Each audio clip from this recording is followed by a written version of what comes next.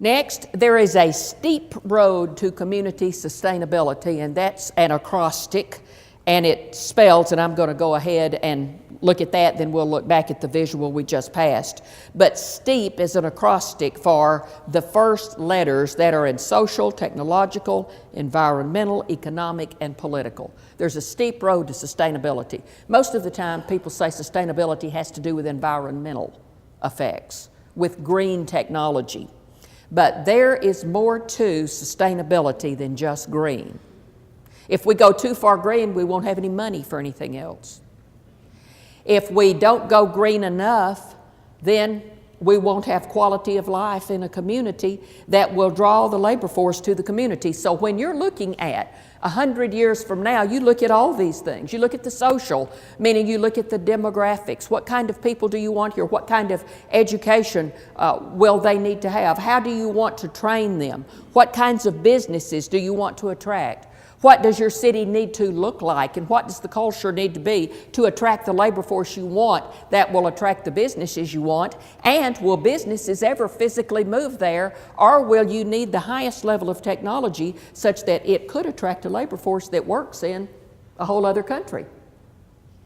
So will you actually sell real estate to a company to actually physically move there?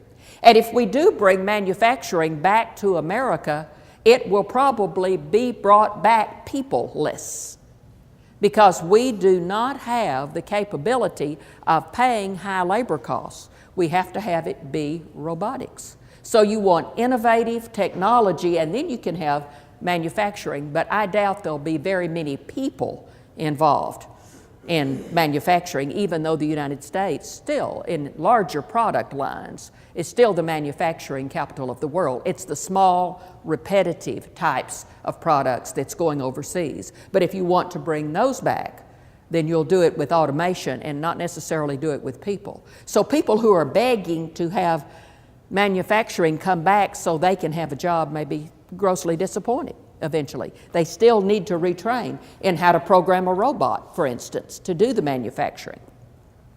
So that's technological and social working together. Then environmental, of course. We do need to be as green as we can be and good stewards of the environment. Economically, we need to try to get our per capita income as high as we can, and that goes along with a higher degree of education in the right things, and mostly math and science and engineering, but it can be in anything as long as there is a technological advancement to make whatever you specialize in, optics or whatever it is, as long as you can make it competitive with the rest of the world. And finally, political astuteness has to be a part of sustainability. Does your leadership fuss all the time?